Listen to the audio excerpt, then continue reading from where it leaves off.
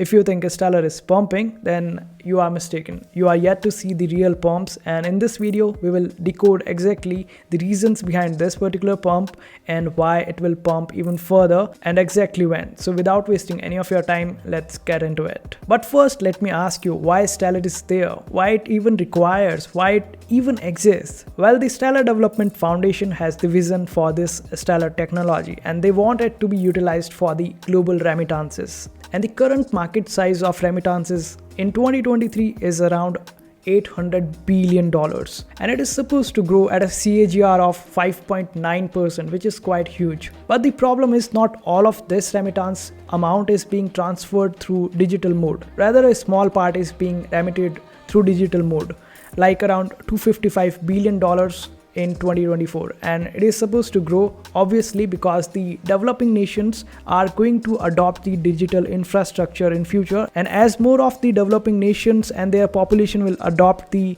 digital infrastructure, this amount is going to increase. In 2021, around 75% of the revenue share was by the traditional methods of remittances. Now this figure of revenue will increase for the digital infrastructures or the digital mode of remittance. And Stellar's technology can play a crucial role in this transition due to its cheapest transfers and the fastest transfers. Now you might be wondering how Stellar can be so big by just being a facilitator. Well, let me remind you of the dot-com bubble and how Amazon survived that dot-com bubble and how big it is today.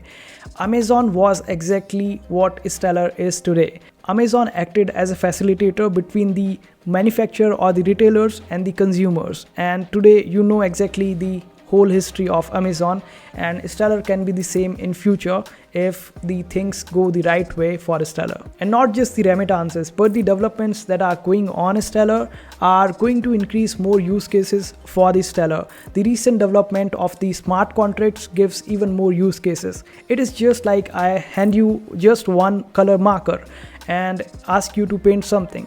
You would be feel limited and restricted with just one color marker. If I give you 5 different color marker, then you would be able to draw a better picture of something. So this is how the developments on Stellar is facilitating for the more use cases on Stellar, and it will enhance the demand for XLM. We will see exactly how it will happen. The real world asset tokenization is going to increase in future, and currently we are not seeing the real estate tokenization, and it is a big market that is going to be captured by different blockchains out there for the tokenization. And if Stellar is able to capitalize on this as well, then this is going to be huge. And according to estimates, by 2030, real estate will be the biggest tokenization out there, and only the time will tell how things will unfold.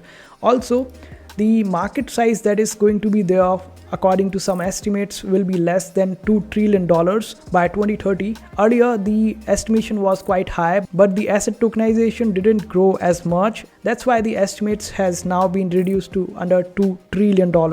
Earlier, it was more than 16 trillion, but we never know if the technology grows even faster, then we might be able to achieve these numbers as well. And if we check the recent data of Stellar, then you can see that 550 million plus tokenized assets are there on Stellar, and 475,000 plus crypto ramps are there.